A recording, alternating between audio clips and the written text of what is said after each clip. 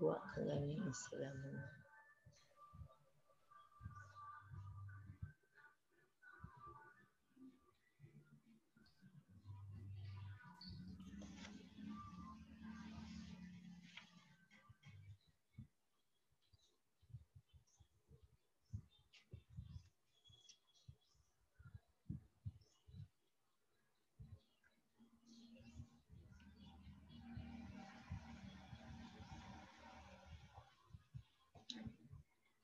Okay, so we now continue with trade-ins.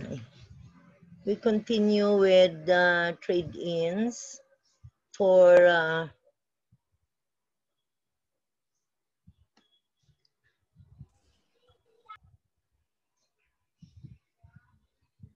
okay, balance in the related installment receivable and deferred gross profit accounts are they recognized. So for that purpose, now we have 4 trade-ins. For purposes of applying the installment sales method, fair value is either the appraised value of the traded-in merchandise or in letter B, the estimated selling price of the traded-in merchandise less reconditioning cost and normal profit margin at date of the trade-in. The seller gives the buyer a trade-in value for the traded-in merchandise. The trade-in value is normally equal to the traded-in merchandise fair value. However, there may be cases where the trade-in value given to the buyer is not equal to the fair value of the traded-in merchandise. In cases where the trade-in value given to the buyer is not equal to the fair value of the trade-in merchandise, the difference between the trade-in value and the fair value is accounted for as follows. A. If the trade-in value is greater than the fair value, the resulting difference is debited to an over-allowance on trade-in account. The over-allowance is treated as reduction from the installment sale price of the new merchandise sold when computing for the gross profit and the gross profit rate. B, if the trade-in value is less than the fair value of the resulting difference, this difference is credited to under allowance on trade-in, and the underprice is treated as addition to the installment sales price of the new merchandise sold when computing for the gross profit and the gross profit rate. Now, the last one is the cost recovery method. So, for the cost recovery method, the initial collections on the sale are treated as recovery of the total of the cost of the inventory sold. Thus, no gross profit or interest income is recognized until total collections from the sale exceed the cost of the inventory sold. In other words, if you have collections on the sale, you first have to apply the collections on the cost of the merchandise. Now, in the event that the collections already exceed the cost, then that's the time that you have to recognize profit. This method is different from the cost recovery approach under PFRS 15, revenue from contracts with customers. Under the cost recovery approach of PFRS 15, when the outcome of a performance obligation that is satisfied over time cannot be reasonably measured, revenue is recognized only to the extent of cost incurred that the entity expects to recover. PFRS 15 does not state that revenue recognition should be based on actual collection. Rather, revenue is recognized only up to the extent of costs that are expected to be collected. Costs incurred that are not expected to be recovered are recognized immediately as expense. Just like the installment sales method, the cost recovery method, it's not the cost recovery approach. It's the cost recovery method is also a deviation from the principles of PFRS 15. That meaning the installment sales method and the cost recovery methods are methods that deviate from the principles of PFRS. However, we have this allowed case when you have your exception stated in letter A and letter B. Okay, so let's have some illustrative problems before we move on, no? So anyway, I'll begin with illustration number 1. We have the problem now. So will you copy ABC? ABC company uses the installment sales method. ABC company uses the installment sales method. January 1, 20x1, January 1, 20x1, it sold a truck. January 1, 20x1, it sold a truck for 1 million. It sold a truck for 1 million. The cost is 600,000. It sold a truck for 1 million. The cost is 600,000. Okay? The sale is under the following terms. The sale is under the following terms. 20% down payment, 20% down payment, and the balance is payable in 4 equal 20% down payment, and the balance is payable in 4 equal annual installments, and the balance payable in 4 equal annual installments every December 31. Every December 31.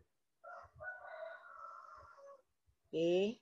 And the balance payable in 4 equal annual installments every December 31.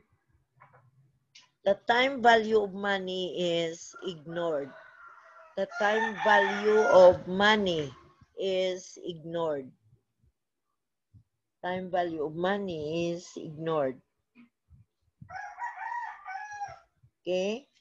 Assume that the company adopts the perpetual inventory system. Assume that the company adopts the perpetual inventory system. So required, prepare journal entries for 20x1 and 20x2. Prepare journal entries for 20x1 and 20x2. So we now begin with 20x1. We begin with 20x1. January 1. The first entry is to debit installment account receivable. Debit installment accounts receivable 1 million and credit sales. Debit installment accounts receivable and credit sales. You make credit sales, you make credit installment sales. So debit, installment, accounts receivable, credit sales for 1 million.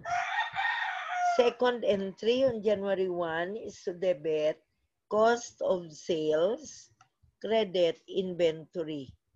So debit cost of sales and credit inventory for 600,000. Now remember that the company, the problem stated that the assumption is the perpetual inventory system is used. And take note, we now consider the seller as a regular dealer of these trucks. Okay, so again, the entry, second entry is to debit cost of sales, 600,000 and credit to inventory. The third entry on January 1 is to debit cash. So we debit cash and to credit installment accounts receivable. So we have to debit, that's still on January 1, debit cash and credit installment accounts receivable for 200,000, being a 20% down payment. So debit cash, credit, installment accounts receivable for 200,000. Okay? Then, on December 31, you have another entry. On December 31, you have another entry. Debit to cash, and credit, installment accounts receivable. Debit to cash and credit, installment accounts receivable. Again for 200,000. It's stated in the problem that the balance of the account is to be paid in 4 equal annual installments every December 31. So if the total account is 1 million and the down payment is 200,000, in other words, the balance is 800,000 and then you divide that by 4 equal annual installments. So that's why on December 31, you debit to cash and credit installment accounts receivable. Next, also on December 31, we have to make an adjusting entry. We have to make an adjusting entry and a closing entry for the purpose of closing the nominal accounts that need to be closed. So the entry now on December 31, in order to close the nominal accounts needed to be closed. So on December 31, your entry is to debit sales, 1 million, debit sales, 1 million, credit cost of sales, 600,000, and to credit deferred gross profit. So debit sales, 1 million, you are now closing sales. Then you are going to credit cost of sales for 600,000 and credit to deferred gross profit. So your sales is to be closed and your cost of sales. So you now give rise to the account deferred gross profit. Now, out of this deferred gross profit of 400,000, we have to determine our realized gross profit. Okay, so our down payment on January 1, collection 200,000, and then on December 31, we have another collection for the first installment of 200,000. So the total collections in 20x1 amounted to 400,000.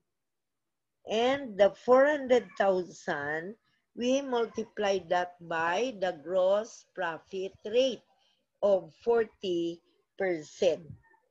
So 400,000, we multiply by the gross profit rate of 40%.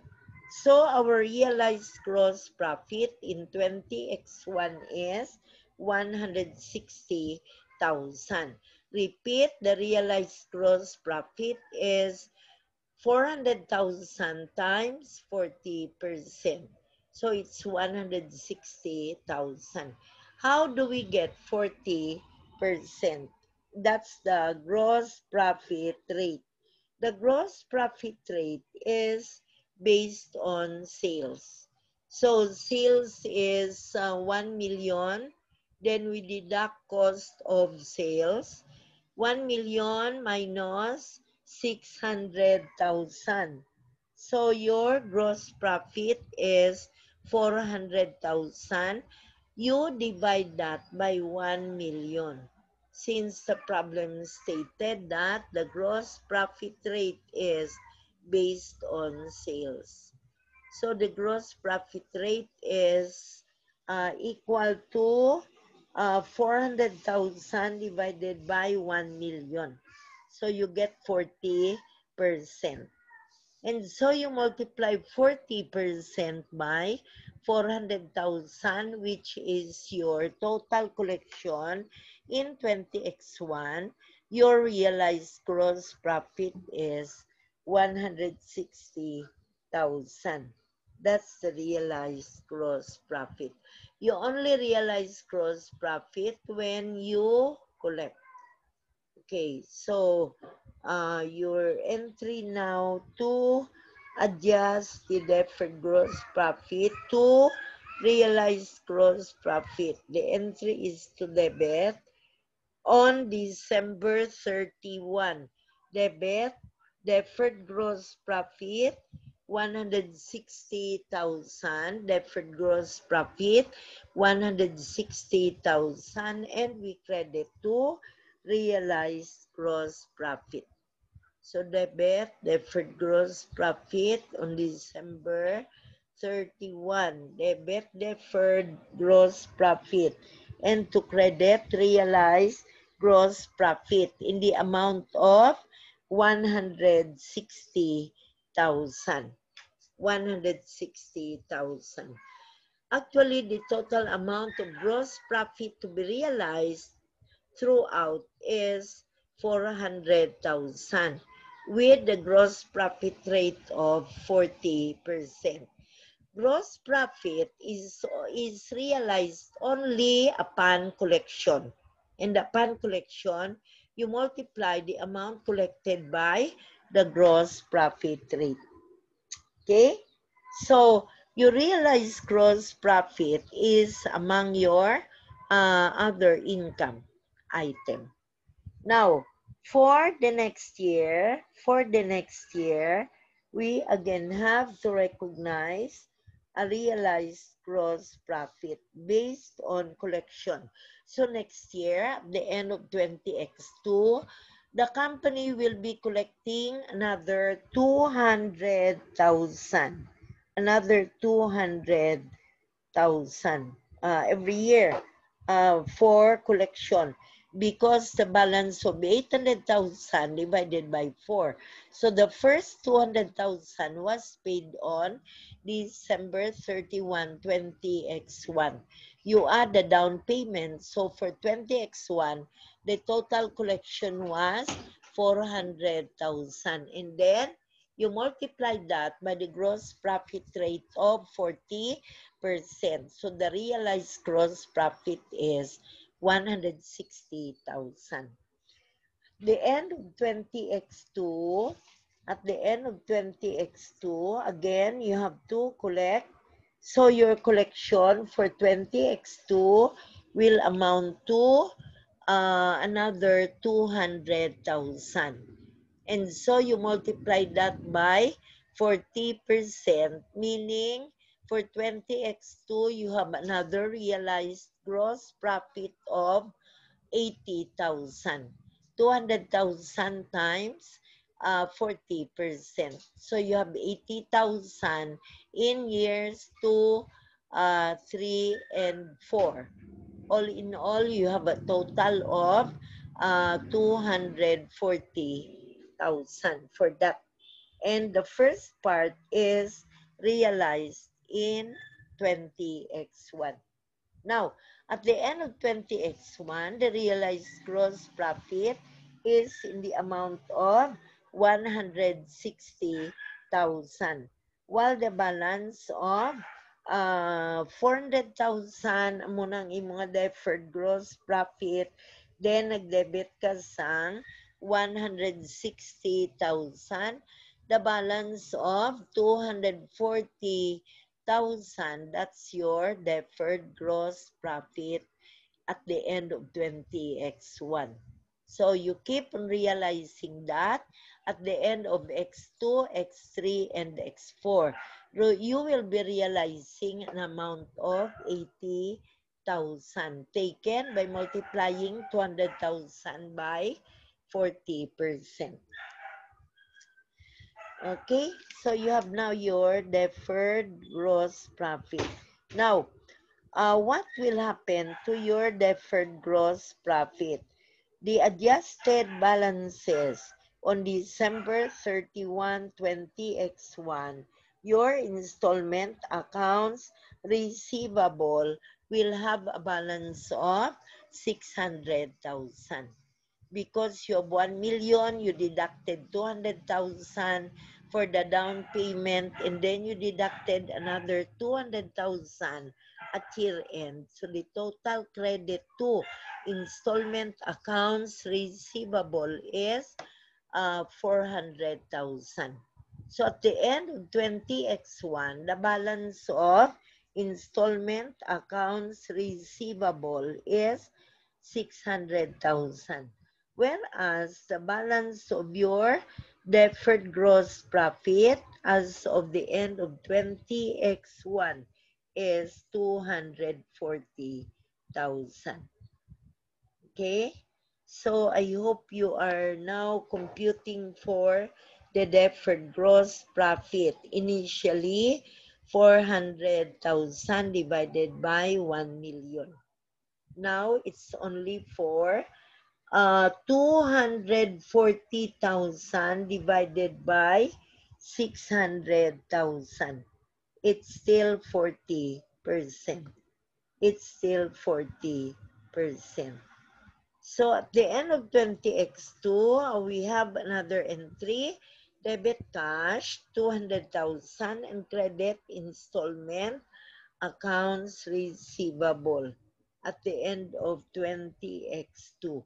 And then we prepare another entry that's now to make adjustment for deferred gross profit. So after debiting cash and crediting installment accounts receivable for 200,000, your entry still on December 31, 20x2 is to debit deferred gross profit and credit realized gross profit for 80,000.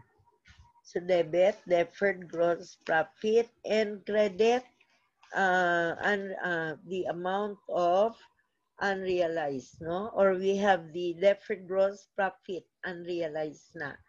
For nabili na lang is 240,000 minus 80,000. Ang nabilin is 600,000.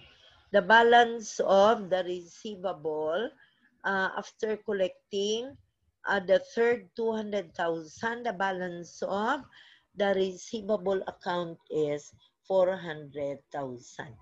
So if you still want to prove that the gross profit rate is correct, you still divide the deferred gross profit is 160,000 divided by 400,000. Okay, now we go to another illustration. Take note, illustration Number 2, illustration number 2. Okay, given the company used the installment sales method. The company used the installment sales method. Okay. Given are the transactions during 20x1 and 20x2. Given are the transactions for 20x1 and 20x2. So you create two columns, 20x1, column 1, 20x2, column 2. Okay, we begin with the data on the left side. Installment sales. 20x1, 1 million. 20x2, 1.2 million. So 20x1, 1 million. 20x2, 1.2 million. Cost of sales, 20x1, 600,000. Cost of sales, 20x2, 660,000. Cost of sales, 600 and 660. Gross profit under 20x1, you have 400,000. The difference between 1 million and 600,000. So you have 400,000. In 20x2, the difference is 540,000. 540,000. Now we go to the cash collections. Cash collections from 20x1 sales. Under the 20x1 column, 20x1 sales. Under the 20x1 column, 400,000. Under the 20x2 column, 200,000. So cash collections from 20x1 sales, 20x1 column, 400,000, 20x2 column, 200,000. Next line, for 20x2 sales, for 20x2 sales, okay, under the column 20x2, you have the amount of 480,000. Okay, so we have now your requirement. Compute for the total realized gross profit in 20x2. Compute for the total realized gross profit in 20x2. Now take note, class, that you already have 2 years. 2 years involved in the sale on installment basis. So take note also that you have collections applying to 2 years in the column 20x2. So the collection pertains to the sales of 20x1 and 20x2. The gross profit rates are to be computed as follows. The gross profit rates are to be computed as follows.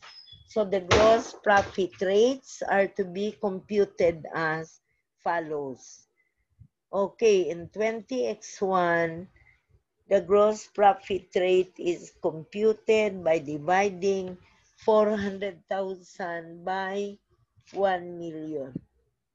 400,000 divided by 1 million. That's your gross profit rate. So 200,000 divided by 1 million. 400,000 divided by 1 million. So you have 40% in 20x1. In 20x2, the gross profit is 540,000. 540,000 divided by 1.2 million.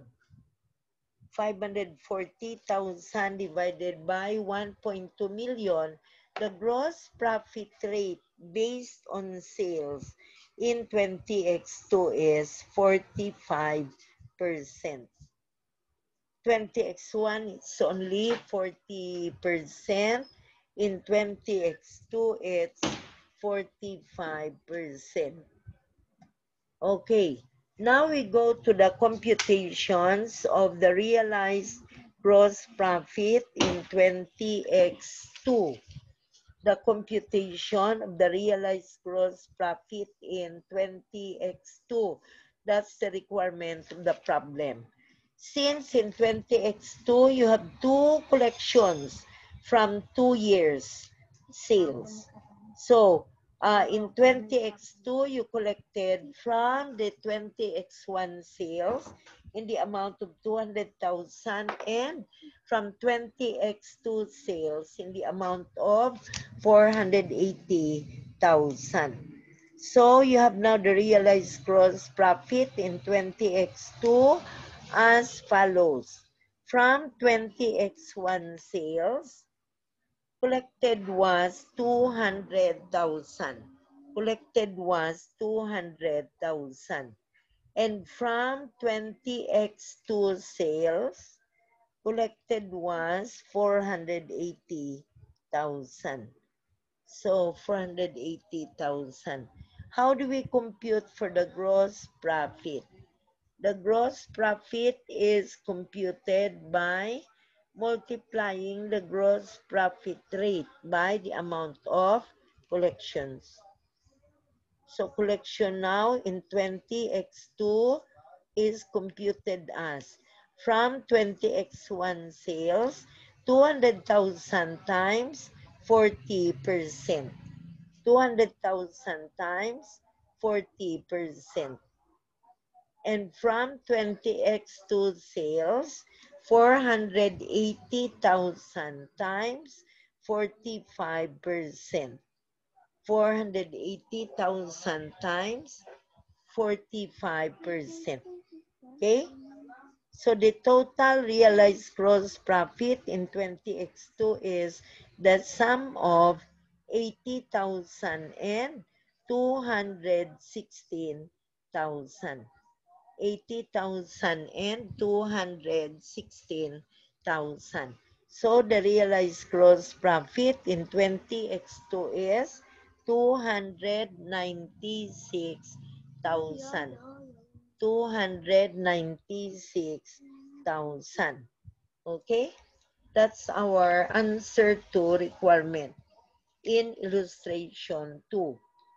We go to illustration number 3. The computation of the gross profit rate. Computation of the gross profit rate. The company uses the installment sales method. The company uses the installment sales method. January 1, 20x3, the following balances are given. On January 1, 20x3, the following balances are given. The following balances are given. Okay? Installment receivable. Installment receivable 20x1. Installment receivable 20x1, 400,000. Installment receivable 20x2, 1.2 million. So installment receivable 20x1, 400,000. Installment receivable 20x2, 1.2 million. Deferred gross profit 20x1. Deferred gross profit 20x1, 88,000. And deferred gross profit 20x2, 288,000. Deferred gross profit 20x1, 88,000. Deferred gross profit 20x2, 288,000. Next, on December 31, 20x3, On December 31, 20X3, ABC or the company records on December 31, 20X3, the company records show the following balances. On December 31, 20X3, the company's records show the following balances before adjustments for realized gross profit. Before adjustments for realized gross profit. Before adjustments for realized gross profit. Installment receivable 20x1. Installment receivable 20x1 0. Installment receivable 20x1 0. Installment receivable 20x2 480,000. Installment receivable 20x2 480,000. Installment receivable 20x3 1.2 million. Installment receivable 20x3 1.2 million. Deferred gross profit 20x1. Deferred gross profit 20x1 88,000. Deferred gross profit 20x1 88,000. Deferred gross profit 20x2 788,000. Deferred gross profit 20x2 288,000. Deferred gross profit 20x3. Deferred gross profit 20x3 750,000. Deferred gross profit 20x3 750,000. Installment sales in 20x3. Installment sales in 20x3 were made at 33 1/3%. Installment sales in 20x3 were made at 33 1/3 above cost. Installment sales in 20x3 were made at 33 1/3 above cost. 33 1/3 or 33 1/3%. So in deferred installment sales in 20x3 were made at 33 1/3% above cost. Required letter A.